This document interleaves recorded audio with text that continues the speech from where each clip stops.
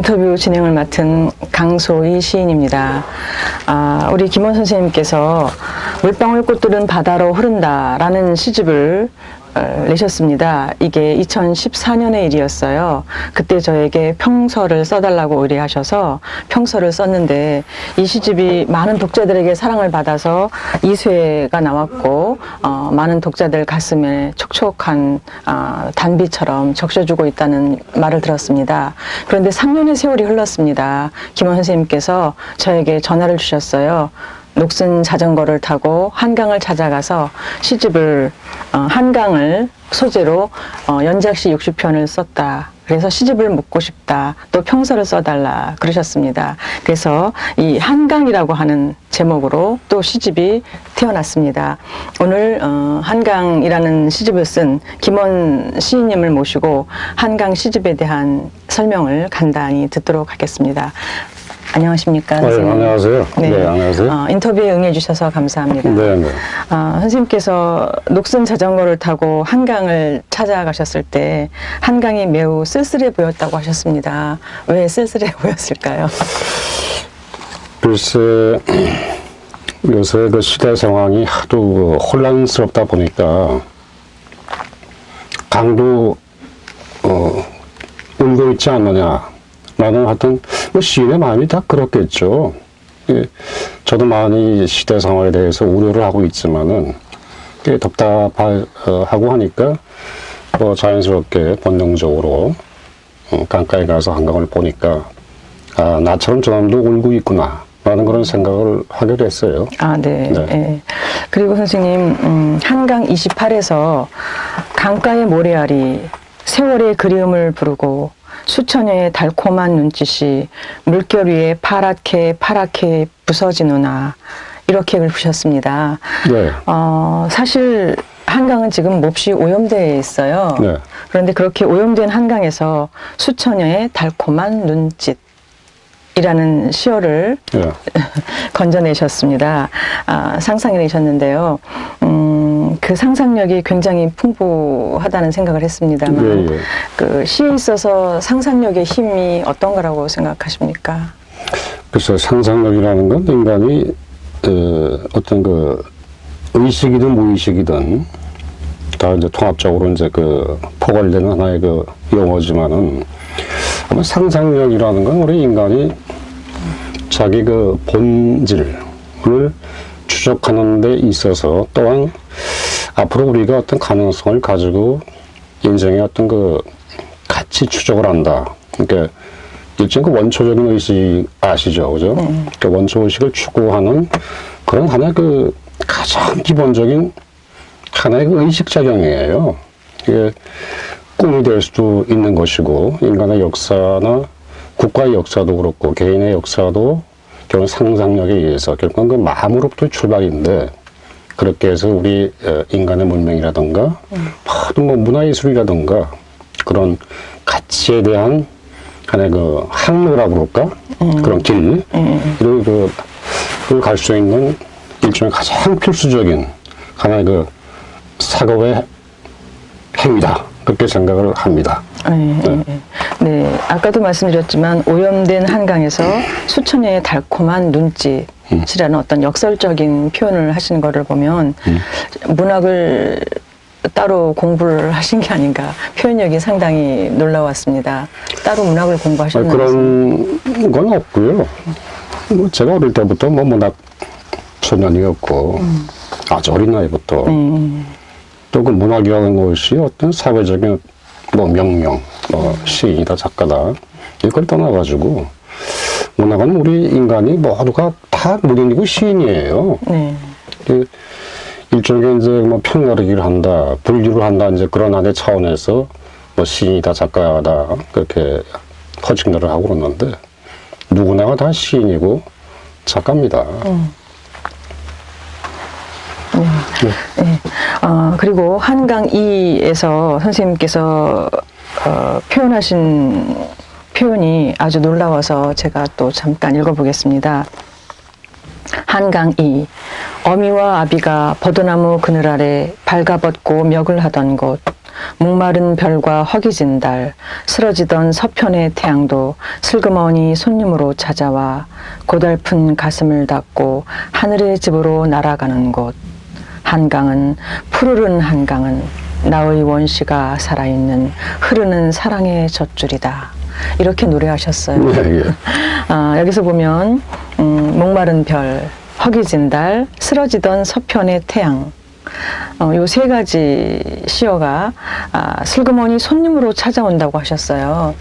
근데 이제 손님이라고 하는 시어를 읽다 보니까 이육사 시인님께서 쓰신 청포도 시가 생각납니다. 아, 그래요? 네, 청포도 시에 보면 사연에 내가 바라는 손님들은 고달픈 몸으로 청포를 입고 찾아온다고 했으니 라고 했어요.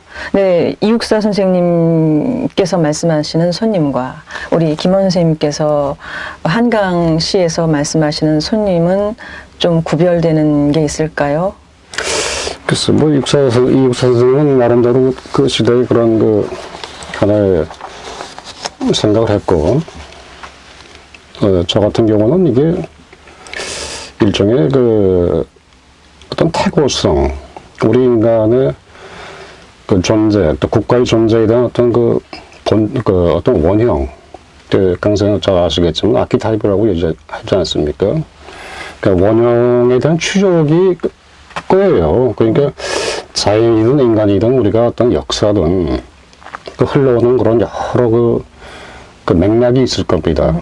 우리 부모님이나 우리 선조들로부터 받은 그런 뭐 무의식적인 어떤 그런 전례, 어떤 재산의 큰 힘에 의해서 그 전례가 된다든가, 어떤 유전적인 요인에 의해서 그런 것들이 사실 우리에게 다시 복원되게 돼 있어요. 그러니까 인간이 존재한다는 건 그런 모든 그 무의식적인 복원 과정을 현재 있는 우리가 그걸 인식하게 되어 있다는 얘기입니다. 그래서 우리 한민족의 그런 아름다운 한강, 모성의 젖줄이라고 제가 표현을 했지만, 사실 어머니라고 볼 수 있어요. 어머니의 어떤 생명의 젖줄이라고 볼 수 있다고 좀 판단했고, 그 손님이라는 것은 그런 커다란 그 모성의 뭐 풀이든 나무든 달과 별이든 그 모성성의 지박이 된다, 응축이 된다 하는 그런 큰 어떤 코스모폴리탄이라고 그럴까? 우주적인 그런 하나의 그 결합, 사랑, 그런 걸 한번 얘기했다고 저는 생각이 드네요. 네네. 네. 그 말씀을 들으니까 김소엽 교수님께서 써주신 그 서평, 네. 이 시집에 김소엽 교수님께서 서평을 써주셨던데요. 거기서도 이 사랑의 젖줄이라는 표현에 굉장히 그 초점을 맞춰서 네, 극찬을 네, 하셨던 네. 것이 생각납니다. 네, 훌륭한 시 감사드리고요. 선생님, 그리고 한강 3에서요. 네. 나를 흐르게 하고 그대를 흐르게 하는 꿈틀거리는 생명의 강이여, 먼 해우의 날 목마른 우리의 가슴 곁으로 찾아오실 청청이 빛나는 자양의 물줄기여 라고 노래하셨어요. 네네. 여기서 해우의 날과 그 생명의 강을 말씀하셨는데요. 선생님께서 말씀하시는 해우의 날은 혹시 통일의 그날을 말씀하시는 걸까요? 어떤 국가적이거나 뭐 민족적인 그런 하나의 현실에 대한 그 미래의 어떤 청사진이라고 그럴까. 우리 어떤 한민족이 현재는 분리가 되어 있잖아요. 그러니까 이념적인 갈등도 있고. 그러나 하여튼 우리는 사실 천선민족입니다. 단일 민족이에요. 백이민족이고. 네.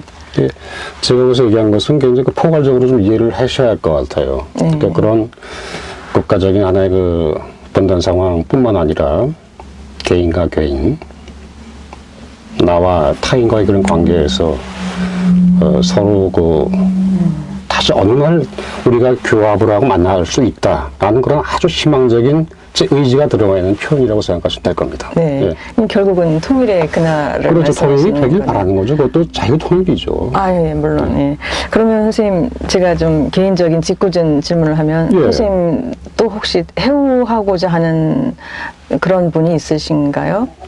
그런 분은 아직 없어요. 개인적인 그런 건 아직 건 없고요. 없으시고, 예. 뭐 우연히 뭐 한강변을 걷다가 네. 뭐 또 아리따운 또 뭐 저 시골 여자를 만나서 눈이 맞아가지고 할 수도 있겠죠. 네, 그건 뭐 항명하는 거죠. 우리 인간은 모르는 네, 거예요. 네, 아름다운 사랑을 이루시기 바랍니다. 예, 고맙습니다. 네, 그래서 이제 한국인 모두의 집단 무의식, 집단 무의식인 통일을 염원하는 그 마음을 해우의 날이라고 표현하셨다고 그렇게 해석을 할 수 네, 있겠습니다. 뭐 그런 부분이 있죠. 네, 그리고 이 시에서 생명의 강이라는 표현을 하셨는데요, 선생님. 이 부분은 그 유승우 교수님께서 이 책에서 써주신 서평에 보면 역시 또 유승우 교수님은 물의 원형 상징은 인간 생명이다라고 표현을 하셨습니다. 네, 어르신 말씀이죠. 네네. 그래서 유승우 교수님께서 하신 그 인간 생명의 그 생명성에 대해서는 어떻게 생각하십니까? 구체적으로 그 인간생의 생명성? 생명성이라는 건 사실 우리 인간이 판단할 수 있는 경지는 안 됩니다. 우리는 단순한 의지로서의 어떤 그 표현, 물론 또 제가 이제 뭐 아는 차는 아닙니다만은 쇼펜하우 아시죠? 네. 그분의 그 사상 중에서 그 뭐 의지와 책 중에서 의지와 표상으로서의 세계라는 것 아마 아실 거예요. 네. 우리 어떤 인간의 어떤 한계점은 반드시 있어요. 그래서 자꾸 제가 저번에도 말씀드렸던 그 신화라는 어떤 부분들, 그러니까 우리 인간 존재 이전과 이후, 그 신화라는 그 존재 이전까지 들어가서 우리가 상상하는 그러한 미지의 세계입니다. 그 생명력이라는 것은 뭐 어떻든 간에 그 세계관 이후의 세계를 보더라도 우리의 그 생명력은 결국은 우리가 풀한포기도 창조하지 못하는데 어떤 절대적인 창조의 힘에서 부여된 것이 생명이고 그 생명력은 사실 우리가 이렇게 저렇게 할 수 있는 부분들은 아니라고 봐요. 물론 한강을 우리가 만들 수가 없지 않습니까? 한강은 태초부터 흘러오는 겁니다. 근데 그건 우리 능력 밖의 일이죠. 그러나 그것을 우리가 얼마나 그 원초적인 그 상태까지 접근하고 그런 어떤 의지로서 어떤 사람의 어떤 용기라고 할까? 그렇게 접근할 때 우리 인간의 가치가 빛나지 않을까, 생명 가치가 그렇게 생각을 해요. 네. 네. 그래서 이제 요점적으로 말씀드리면 유승우 교수님께서 서평에서 말씀하신 물의 원형 상징은 인간 생명이다라고 말씀을 하셨는데요. 생명 의식과 역사 의식을 함께 만날 수 있는 미학의 결실이라고 그렇게까지 극찬하셨습니다. 미학보다 언어 미학이겠죠? 네. 언어 미학이라고 봐야죠. 네네네. 네.